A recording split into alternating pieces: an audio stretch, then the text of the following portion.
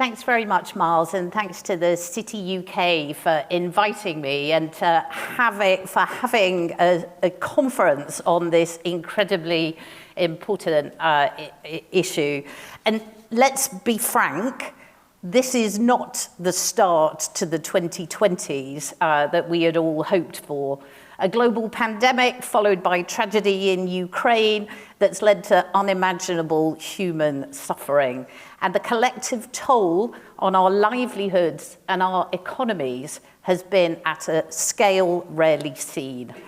Of the many lessons we have learned from these crises, one, I think, has particular relevance when considering the risks to the financial system from climate change and the transition to net zero emissions. And that is that managing sharp adjustments in the economy is never easy. It reminds us, therefore, that if we want to minimize the risks and indeed maximize the opportunities, we need to act early to assess the risks, build resilience against the shocks, whether those shocks arise in pandemics, geopolitical events, or the transition to net zero. The harder question is how we all, governments, central banks, financial institutions, and business, manage the trade-offs that we will face along the way. Those trade-offs are environmental and economic, as well as political, social, and distributional.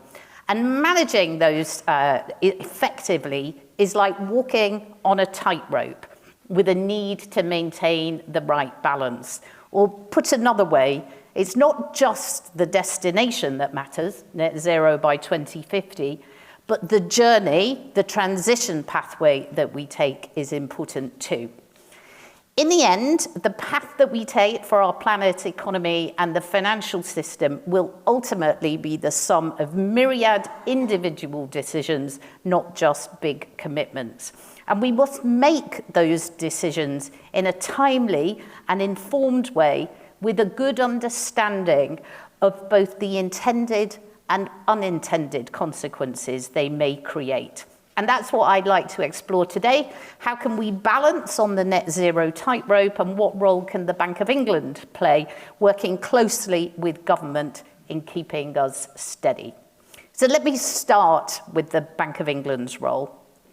As the UK's central bank and prudential regulator, the bank's role in the transition is to understand how different transition pathways could affect the macroeconomy, the stability of the wider financial system, and the safety and soundness of the firms that we regulate.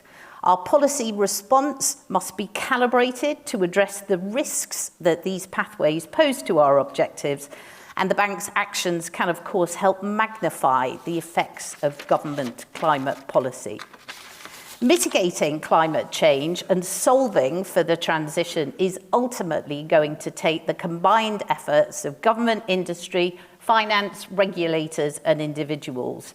But while we all have a role to play, it's important to remember that they are not the same roles, and that action by one cannot substitute for inaction by another.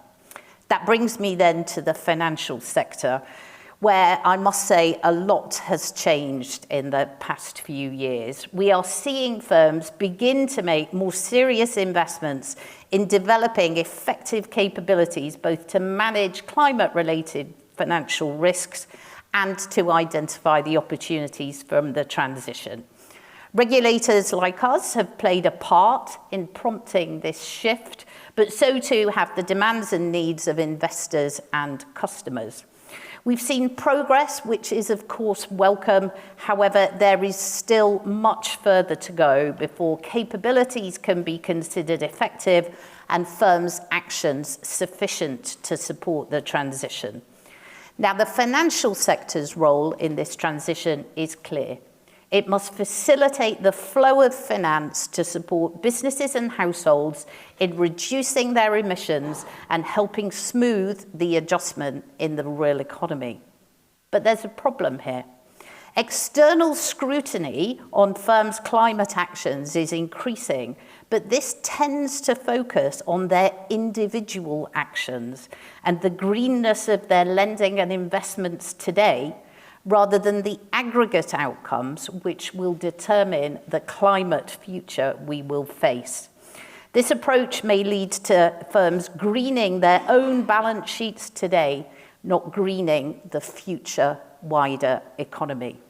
The own balance sheet approach may lead firms or their stakeholders to conclude that they should simply divest from emissions-intensive companies, assets, and jurisdictions. While this balance sheet greening, paper decarbonisation, you might call it, may reduce the direct risks firms face from the transition, it will not reduce the system-wide risks that we will all face unless those actions mean that emissions are actually reduced. Finance needs to support an economy comprised both of green and greening firms. Importantly, it also needs to address not only energy supply, but energy demand through improved energy efficiency. And indeed, this week's IPCC report revealed that modelled finance flows for climate mitigation over the next decade need to be as much as 6 times higher than the current levels if we are to limit warming to 1.5 degrees. Many firms have recognised this and are increasingly adopting active engagement and stewardship strategies to finance the changes that are needed. Where this is managed well, and where there is accountability for delivering change, the results can yield real-world impact above and beyond those that divestment alone can deliver.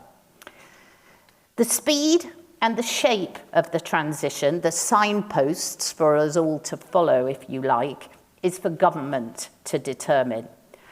But it's subject to uncertainty and the need to recalibrate given the very long horizons involved. Indeed, recent events and the consequent volatility in energy prices we have seen suggest that our path to net zero will be bumpier than we would otherwise have hoped. But uncertainty over climate policy cannot be an excuse for inaction by the real economy or the financial sector. The calls for immediate action from experts to reduce our future risks get ever louder.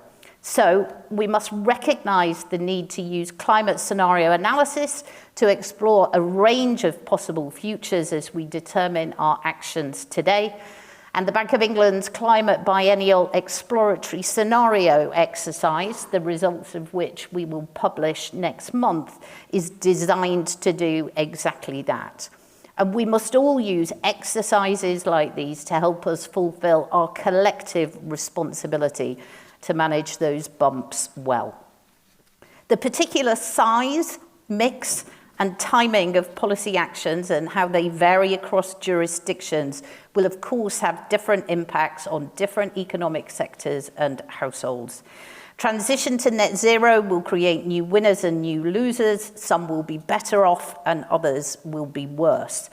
Addressing these distributional effects through a just transition is not the responsibility of central banks and prudential regulators, but through our analysis, we can help shine a light on those impacts and so support others, government, industry, and investors in their action.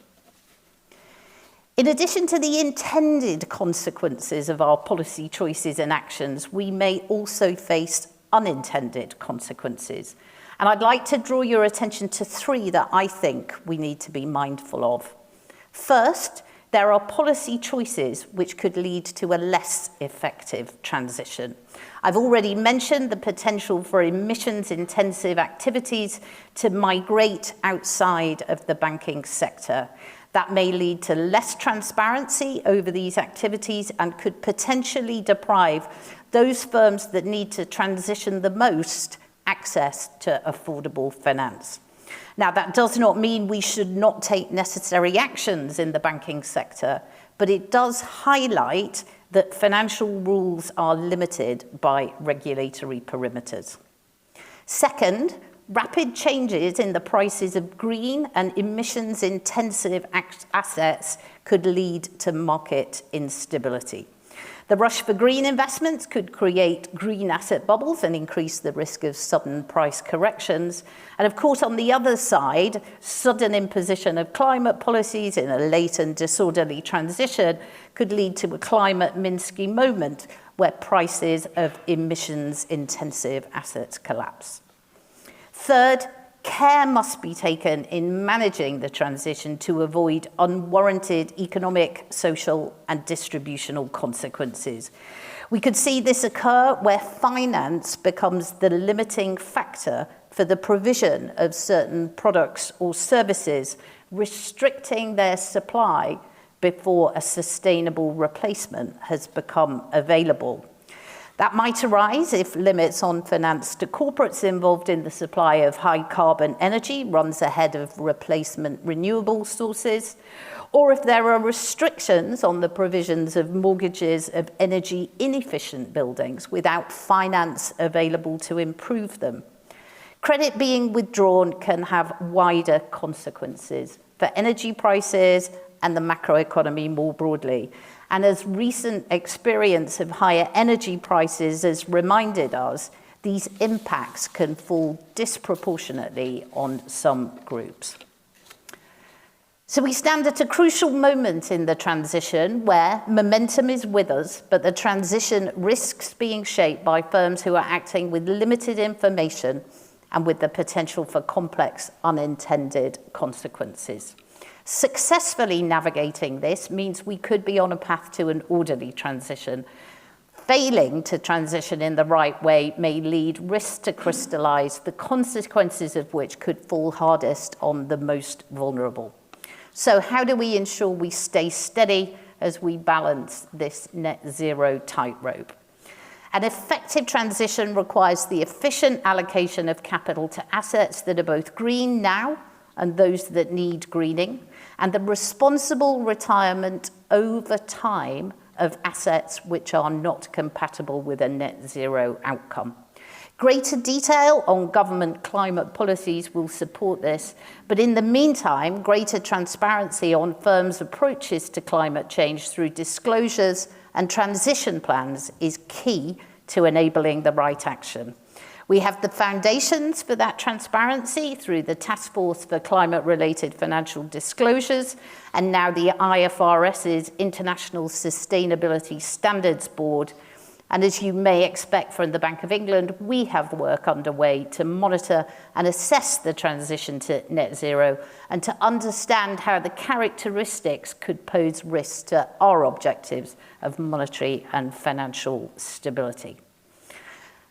I want to conclude by emphasizing the point I made at the start. The transition to net zero is not a destination, it's a journey, and the path we take matters.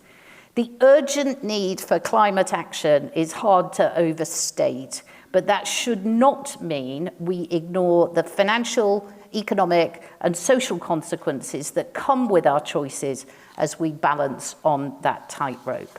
Now, let me end with a positive.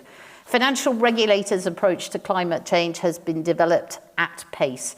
A process that ordinarily would have taken a decade or more to develop has happened in well under half that time. That's a sentiment not often associated with climate change, but one we must build on. After all, there's no safety net if we fall. Thank you.